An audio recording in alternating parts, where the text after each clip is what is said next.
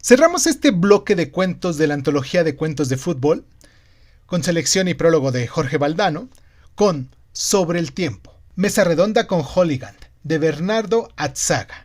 Atzaga, siendo el gran escritor vasco nacido en Asteazu en 1951, ganador del Premio Nacional de las Letras Españolas y Cervantes en 1919, maestro de la prosa poética y reflexiva en éuskara y castellano, autor de Obabacoak o El hijo del acordeonista, de la cual ya tenemos aquí reseña y les voy a dejar el link aquí en la cajita de descripción, nos entrega aquí un texto originalísimo. No es un relato lineal, sino una mesa redonda, surrealista y divertida donde las letras del alfabeto discuten sobre el tiempo, hasta que irrumpe un hooligan, la letra H, y lo lleva todo al terreno del fútbol. Es ingenioso, filosófico y con un humor vasco seco que nos llena de carcajadas. Yo soy Irving Sun. Esta es nuestra sección de cuentos del mundial. Recuerda que solamente estamos leyendo cuentos diariamente en este tiempo del mundial. Esto es Crónica Lunares de Izun y pues sin más ni más, bueno, antes de eso quiero presentarles de qué va a tratar este cuento. Vamos a hacer nuestro intro, les hago la presentación y al final leemos el cuento en voz alta. ¿Les parece? Vamos a nuestro intro y comenzamos.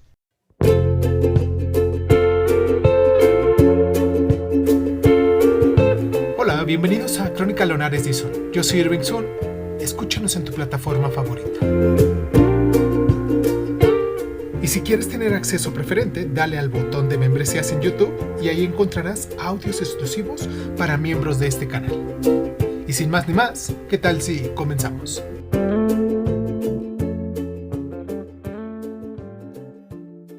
Cierra los ojos. Imagina que convocas las 27 letras del alfabeto, sí, con la ñ incluida, porque somos hispanohablantes, a una mesa redonda seria. De esas intelectuales con barba y pipa. El tema, el tiempo, el gran misterio universal.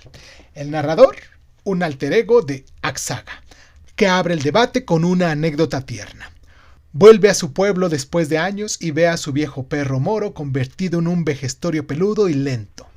Shock. El tiempo ha pasado volando para él. Pero para el perro ha sido una eternidad. La vida de un perro equivale a varios instantes humanos. De ahí saca una perla poética. El tiempo es una enfermedad silenciosa que incubamos sin darnos cuenta.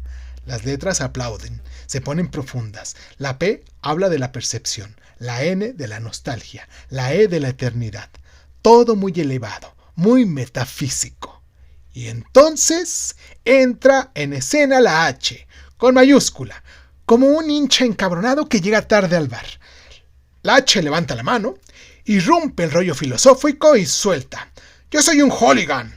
No entiendo mucho de esto del tiempo, pero para mí solo hay dos clases. Primer tiempo y segundo tiempo. Y el descanso, claro. Las letras quedan mudas. La H sigue. Está obsesionada porque justo ahora se está jugando un partidazo de la Champions. El Paris Saint-Germain contra el Milán, o algo así. Y necesita saber el marcador, pero ya. El debate se desmadra, la H grita, irrumpe, exige resultados, las demás letras intentan reconducir a lo profundo, pero es inútil. La H representa esa pasión irracional que nos hace olvidar el paso del tiempo. Cuando tu equipo va perdiendo 2-0 en el minuto 80, el reloj se para. Cuando marca el gol del empate en el minuto 90 más 5, el tiempo se acelera como cohete. El fútbol distorsiona la realidad temporal. Atzaga juega magistralmente con el contraste. Por un lado, nos pone una reflexión seria sobre el envejecimiento, la fugacidad de la vida, como un instante humano equivale a la vida eterna de un perro o de un partido que se siente eterno. Y por el otro, el absurdo hilarante de un hooligan irrumpiendo en una tertulia oculta y reduciendo el tiempo a mitades del 45. Todo esto se convierte en una sátira pura. El fútbol como escape de la filosofía pesada, como religión popular que nos hace sentir vivos en el caos del tiempo que pasa. La H termina imponiéndose. El debate se cierra porque hay que ver el partido y el narrador confiesa que, en el fondo, le pasa lo mismo. Pues, me pasa que cuando mi equipo va perdiendo, el tiempo se eterniza. Lo genial de todo es el humor del vasco Atzaga. Es sutil, irónico, con toques de ternura. El perro moro Las letras como personajes entrañables y un final que nos deja sonriendo y pensando. Es un cuento corto, dialogado, perfecto para leer en voz alta, dura alrededor de unos 30 minutos, con pausas para las risas. Y qué mejor que una mesa redonda donde el tiempo se mide en tiempos de partido para poder hablar de este mundial. Ahí veremos si los partidos restantes nos hacen sentir que el tiempo vuela o se eterniza en prórrogas. Este sería un cierre brutal para esta tanda de cuentos. De lo cotidiano a lo distópico, lo personal, lo trágico y ahora lo absurdamente divertido. Si quieres que sigamos con El césped de Mario Benedetti o 19 de diciembre de 1971 de Fontana Rosa o ya de plano pasamos a Soriano, déjame aquí en los comentarios cuál de estos cuentos te gustaría que leyéramos en voz alta. Avísame de todas tus inquietudes, comparte este cuento y pues lo vamos preparando, ¿no? Mientras, vamos a leer en voz alta, a continuación, este cuento de Sobre el tiempo, Mesa redonda con Holigand, de Bernardo Atzaga.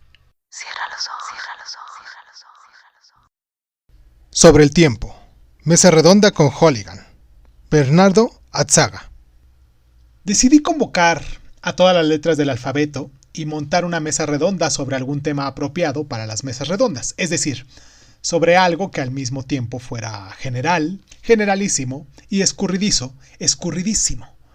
Pensé primero en la situación del mundo, luego en los problemas de la violencia en el fútbol, luego más tarde en las relaciones entre el asesinato de menores y las películas de la televisión.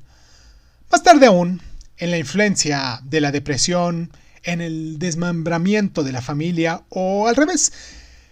Pero después, desechadas una tras otras estas posibilidades, no suficientemente generales ni escurridizas, llegué a la conclusión de que lo que buscaba, el tema de los temas, era el tiempo. Tempus fugit, me dije poniéndome en situación y llamando a los 26 posibles miembros de la mesa redonda, desde la A hasta la Z. Venid a mi casa, es una cuestión de vida o muerte, les dije. No había pasado ni un instante y ya me sentía totalmente comprometido con el tema. Bien, ya veo que estáis aquí y que ni siquiera la B, que está de vacaciones, ha querido quedarse fuera, les dije a todas las letras a modos de bienvenida. Tratándose del tiempo, yo no podía faltar, dijo la T. Ni tú ni nadie, el tema es tremendo, le respondí con la euforia habitual en cualquier comienzo de la mesa redonda. Luego opté un aire más grave y me dispuse a poner la primera fase de lo que, con un poco de suerte, sería un bello y sólido edificio intelectual. De todas las cosas que parecen reales, dije, ninguna tan inefable como el tiempo. Muchos son los que podrían hablar con propiedad de la tierra que pisamos y del fuego que nos quema, o de la madera de los árboles, o del agua que mueve en el mar, o del aire que respiramos. Pero deben de ser muy pocos los que, interrogados acerca de la sustancia que llena las horas y los días, podrían ir más allá de la famosa respuesta del santo. Cuando no me lo preguntan, lo sé. Cuando me lo preguntan, no lo sé. Con todo y eso, yo me atrevo a pediros una respuesta. Amigas mías, viejas letras de nuestra cultura, ¿qué es el tiempo? ¿El tiempo? Es el tiempo. Eso es todo, dijo la T, de una forma un tanto tronante. Solo una letra tan tautóloga como la T puede afirmar una cosa así, dijo la K. Sin embargo, según el punto de vista de Kant, el más grande de los filósofos, ¡bobadas!, exclamó entonces la B, interrumpiendo a la K. Me parece una babosería hablar de a estas alturas de Kant. Pero, ¿qué fue Kant? Pues una birria, un bodrio, eso fue lo que fue. En cambio, Bergson... Un momento, dije yo, volviendo a interrumpir el diálogo. Estaba claro que la B podía aportar la pizca de agresividad que toda mesa redonda necesita, pero era demasiado pronto para discusiones, sobre todo para discusiones tan subidas de tono como las que auguraban las palabras B y de la K. Bochornoso, realmente bochornoso hablar de Kant a estas alturas, insistió la B. Contra la insistencia resistencia, pensé. Quiero recordar a todas las letras presentes en esta mesa que pueden intervenir cuando quieran, dije. La discusión no debe de ser una cosa de dos, por ejemplo. Y ya que tenemos entre nosotros a la P, a mí me gustaría preguntarle una cosa. ¿Cuál ha sido tu experiencia con el tiempo? O dicho de otra manera, un poeta, es decir, un poeta que es poeta y vive poéticamente como vive la poesía, el tiempo, con pasión, dijo la P, hablando con parsimonía. Pero prefiero presentaros mi punto de vista a través de un paisaje de mi vida, porque estoy persuadido de que así respondo a la pregunta, pues resulta que hace poco, en casa de unos amigos, reparé en un perro viejo y maloliente que dormitaba junto a la puerta de entrada y supe que, después de las pertinentes preguntas, que aquel animal no era otro que Moro, un pastor alciano de la familia, al mismo que yo había visto en mi visita anterior. Pero si era un cachorro, exclamé. Tenía la impresión de que el envejecimiento del perro había sido súbito. Entonces, con suma amabilidad, mis amigos me recordaron que habían pasado años desde mi última visita y que el tiempo dejaba más marcas en los perros que en nuestra cara.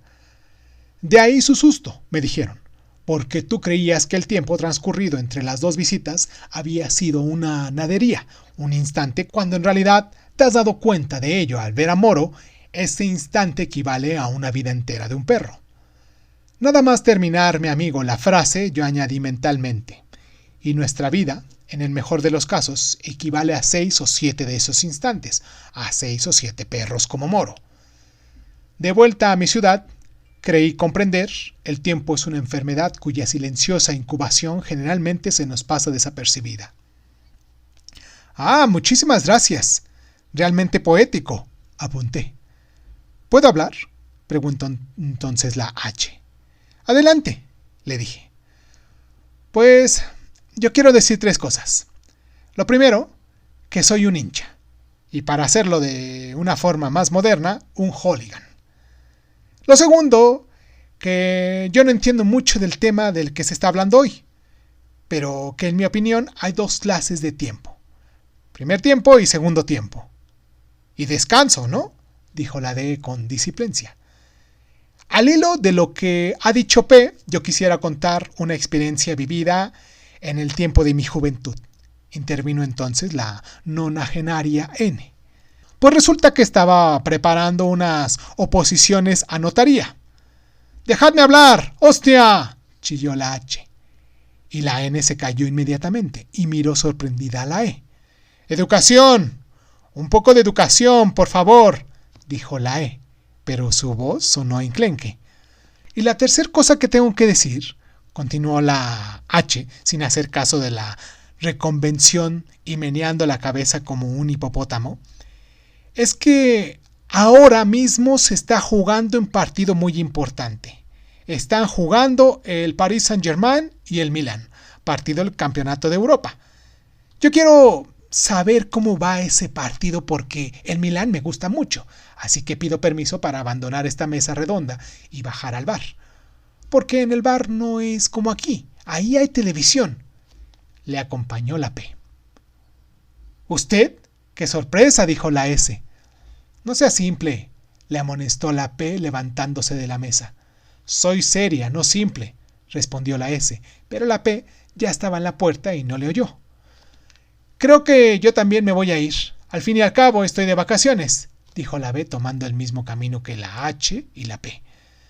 Yo me quedaría aquí con mucho gusto, porque la mesa redonda me parece genial, dijo la G. Sin embargo, debo bajar a ver el partido. Sin mí puede haber buenas jugadas y aplausos, pero no puede haber goles. ¡Viva el fútbol!, gritó la F con fanfarronería. Temí por un momento que la mesa redonda fuera a quedarse sin mesa redonderos y que el edificio intelectual que estábamos levantando se desarbolara y cayera a plomo. Pero ahí estaba la O, que es la organización para ayudarme.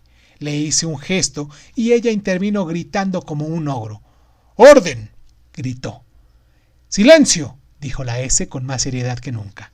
Aproveché la calma que siguieron a las intervenciones de la O y de la S para ceder la palabra a la nonagenaria N, que llevaba un rato con la mano levantada. Como he dicho antes, yo quisiera contar una experiencia vivida en el tiempo de mi juventud, comenzó la N. Tenía que preparar unas oposiciones a notaría, que también entonces era temerario, muy amplio y bastante difíciles. Mi problema era, en aquel tiempo... A la N se le nublaron los ojos y la nuez de su garganta subió y bajó varias veces. Se le repuso y siguió con la narración. Mi problema era, en aquel tiempo, que en casa éramos 9 hermanos y que no había manera de estudiar. Naturalmente, hoy no tendría ese problema. Ahora me queda nadie. Pareció que el ominoso barro que aquella anécdota acaba de remover en el fondo de su alma la anulaba y que no podía seguir. Pero sacudió la cabeza, ahuyentó a los malos espíritus y continuó con voz ya definitivamente firme. Así pues, debido al problema que tenía en casa, decidí marcharme a un monasterio. Era un monasterio, dijo ese detalle porque tenía importancia, que no estaba lejos de mi casa, sino a unos 3 kilómetros, en una colina que domina nuestra ciudad. Al poco de llegar, a las 2 o 3 días, ya sentí el cambio. Sentí que algo se iba parándose como un coche cuyo conductor ha dejado de acelerar, y sentí curiosamente que yo iba dentro de aquel algo. ¿Sería el tiempo como un vehículo?, pensé. ¿Sería algo que nos lleva, que nos transporta, que nos arrastra de un punto a otro a una velocidad variable?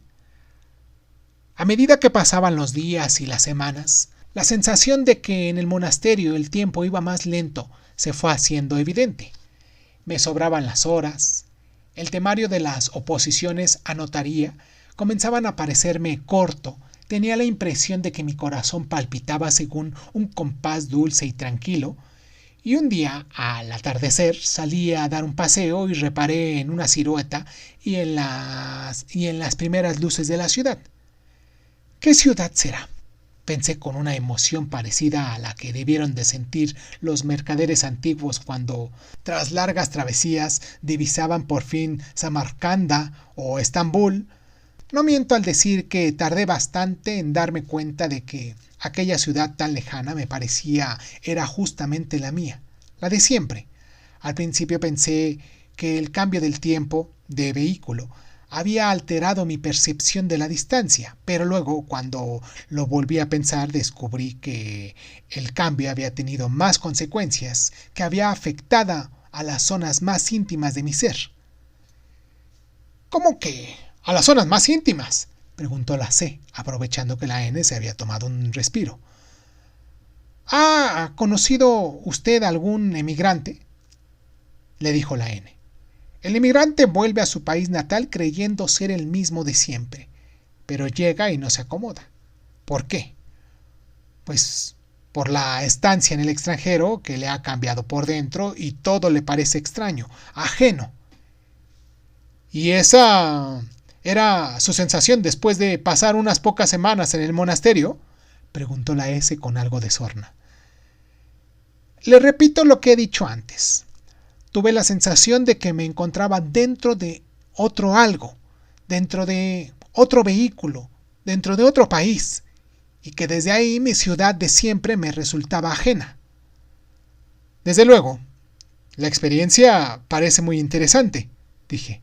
Y ahora, para terminar su intervención y para que todo lo que nos ha contado incida más plenamente en el tema general de la mesa redonda, dígame, en pocas palabras, ¿cómo definiría usted el tiempo? A mí me parece que es una característica de cada país. Entiendo por país cualquier núcleo de vida, sea este un monasterio, un pueblo, un cuartel, una casa o lo que sea. Igual que se habla de países húmedos y secos, habría podría hablarse de países de tiempo lento y países de tiempo rápido. Entonces, según usted, ¿cuántas clases de tiempo hay?, preguntó la C con cara de curiosidad. Muchísimas clases. Quizás 100, quizás 1000, quizás más, respondió la N.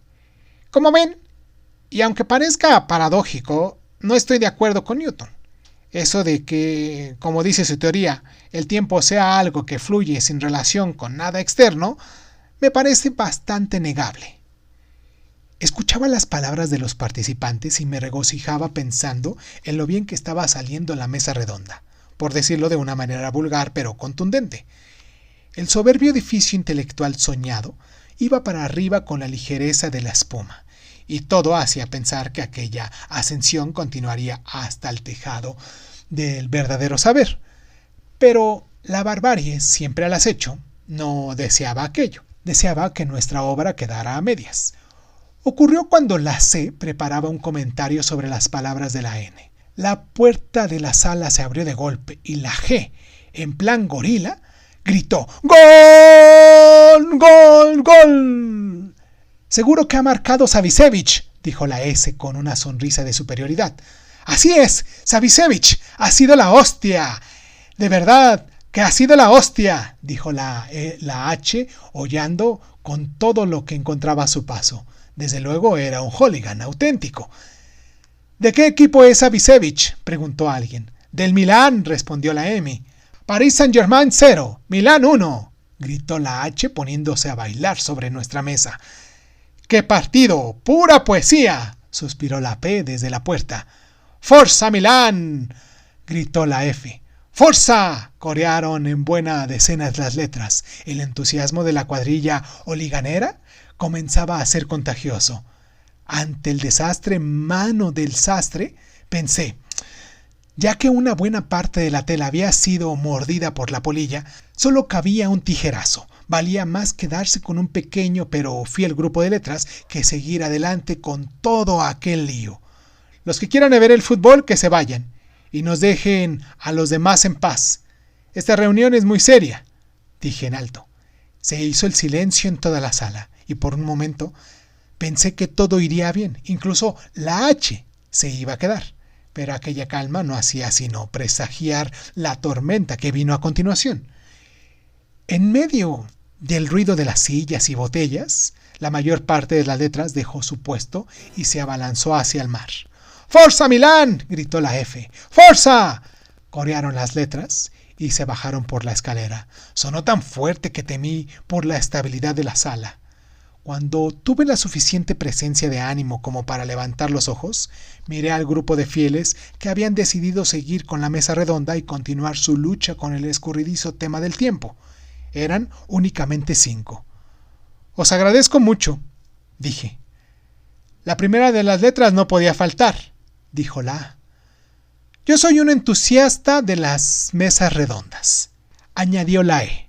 Yo soy del Milán y vería el partido con gusto, explicó la M, pero estoy en una época meditativa de mi vida y prefiero no moverme. A mí no me interesa el fútbol, dijo la nonagenaria N. Para mí, lo primero es la corrección, dijo la C, y abandonar una mesa redonda cuando todavía faltan muchos grados para completar es una falta de corrección. Dicho sea de paso, estoy bastante consternada por el comportamiento de la S. Creí que era una letra más seria. Ya lo he dicho antes, ella se creía seria, pero es simple, dijo la P, entrando por la puerta. Hay tanta multitud viendo el partido que es imposible disfrutarlo. Prefiero reincorporarme a la mesa redonda, si es que sigue habiendo sitio para un poeta, claro. Hay sitio de sobra, le respondí con cierto resquemor. No podía olvidar que él había sido el primero en unirse al hooligan. ¿Queda mucho para que termine el partido?, preguntó la M. No mucho, unos 20 minutos, respondió la P. Bien, sigamos, dije con cierta impaciencia. ¿Quién quiere seguir? ¿Quién quiere recoger la antorcha? Tendré que ser yo, dijo la A, sin asombro a esa arrogancia que algunos le atribuyen. Pero no teman, No voy a hablarles de la concepción del tiempo en Aristóteles, sino de algo aparentemente más anecdótico y también, al menos eso espero, algo más ameno. Abreviando, voy a hablarles del ajedrez. Si se fijan ustedes en el tablero de ajedrez, verán que no tiene centro, o mejor dicho, que no tiene un punto central. Verán que lo que hay en lugar de ese punto es un cuadrado de 4 casillas, 2 blancas en diagonal y 2 negras también, por supuesto en diagonal. ¿Qué significa eso? Pues, según cierta tradición, el tablero de ajedrez sería, entre otras cosas, una representación simbólica del tiempo. Efectivamente, el tiempo sería, y esta es la definición que yo quiero aportar aquí, algo que no tiene centro y que avanza de 4 en 4, repito, algo que no tiene centro y que avanza de 4 en 4.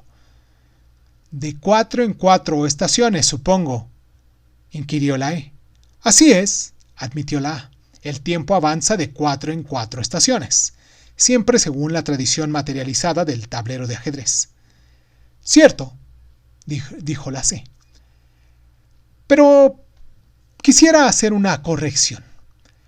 Ha hablado usted de un cuadrado, y quizás hubiera sido mejor hablar de un círculo, porque en la realidad del mundo rural, por ejemplo, no se repiten únicamente esos 4 momentos, sino que a lo largo del año se repiten muchísimos más momentos que generalmente, o dicho sea de paso, suelen estar señalados con fiestas y con santos y que representan hitos de la vida agrícola o ganadera, así como las cosas, al haber tantos momentos repetidos y no puramente 4, el tiempo pierde en cuadratura y gana en circularidad. Observe usted, y con esta apreciación acabo, que cuando se popularizaron los relojes, estos tomaron forma circular. Después de la correctísima intervención de la C, hubo un momento de silencio y de reflexión. A continuación, la A retomó la palabra. Si yo fuera la A de la antigüedad, le daría la razón y aceptaría su aportación en todo. Sin embargo, como me siento más cercano a la actualidad que a la antigüedad, me veo obligado a recordarle que su descripción ya no se ajusta a los hechos, porque, como usted bien sabe, hoy en día los relojes tienden a ser rectangulares, una medida que en las ciudades va creciendo e imponiéndose sobre lo rural. El tiempo va transformándose a cambio de la naturaleza, y en lo que respecta a Occidente, esto es completamente cierto. Amigas mías, murmuró la M, no hay tanto misterio. Si se me permite un inocente juego de palabras, yo diría que en algunas partes del mundo, el mundo ha cambiado mucho. Repito, lo que ha cambiado en algunas partes como Manchester, Michigan o Madrid es el mundo, o si prefieren otra palabra, el modo de vida, la cultura, la civilización. Así las cosas. El tiempo no es el mismo, pero tampoco la muerte es la misma, ni la música, ni el mal, ni la magia. Como saben, yo acabo de cumplir los 90 años, dijo la N. Y puedo afirmar con toda autoridad que eso que ha dicho mi compañera M es verdad. El mundo ha cambiado mucho. Yo creo que ha cambiado más desde mi nacimiento hasta ahora, que desde el nacimiento de Jesús hasta mi nacimiento. Más en 70 años que en 1900. Muchos ancianos corroborarían esa opinión suya. Estoy seguro de ello, le dije. Si me lo permiten, continuó la N, puedo contarles una anécdota que ilustra perfectamente ese hecho. Adelante, le animé yo con mi mejor sonrisa.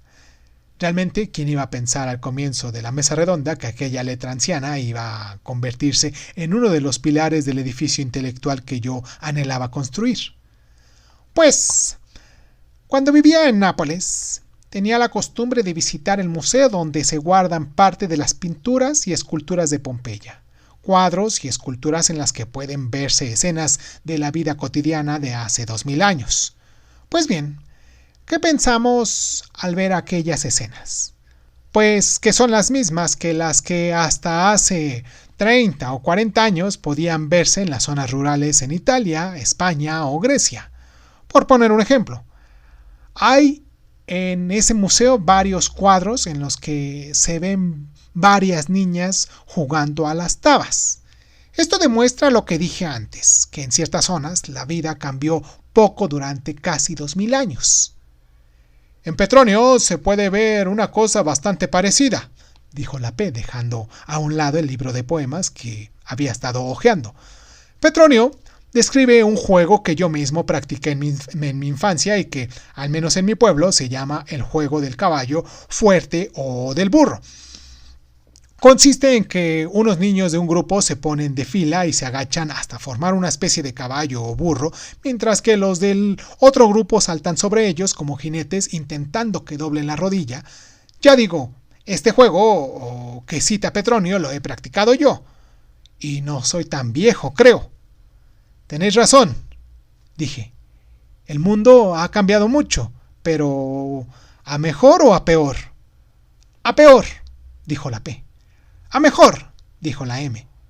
Hay mesas redondas que, como ciertos cohetes que se usan en los llamados fuegos artificiales, explotan y se expanden por segunda vez cuando ya no queda sino un rescoldo de la explosión original.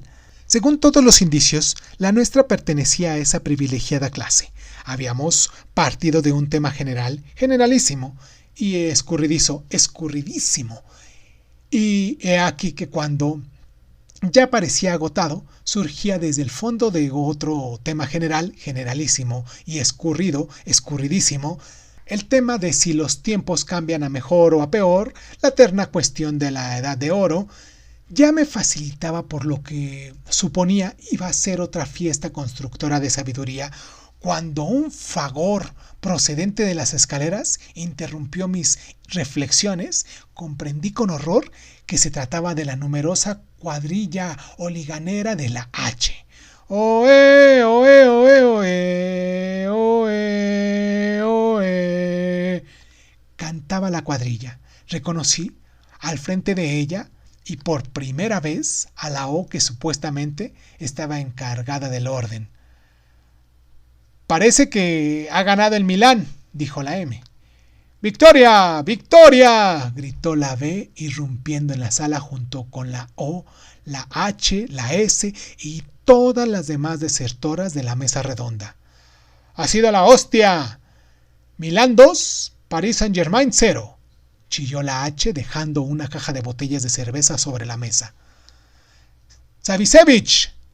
El segundo también lo ha marcado Savicevic, gritó la S. La segunda exposición de la mesa redonda fue materialmente anulada por aquella otra bárbara explosión de alegría deportiva.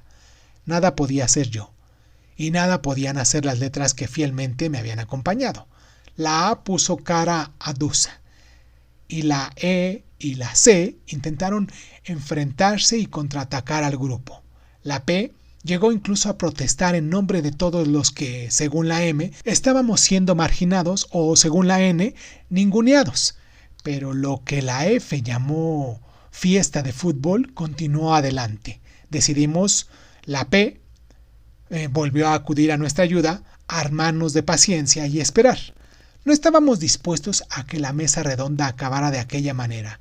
No serían los bárbaros los que dijeran la última palabra.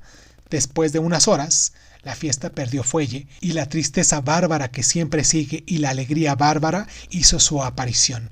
La sala se llenó de lamentos y lloros alcohólicos y la mayoría de las letras optó por marcharse, aunque no todas lo lograron. Caminar a cuatro patas no es tan fácil como parece. Nos quedamos bastante solos. El momento de coronar nuestra ceremonia había llegado.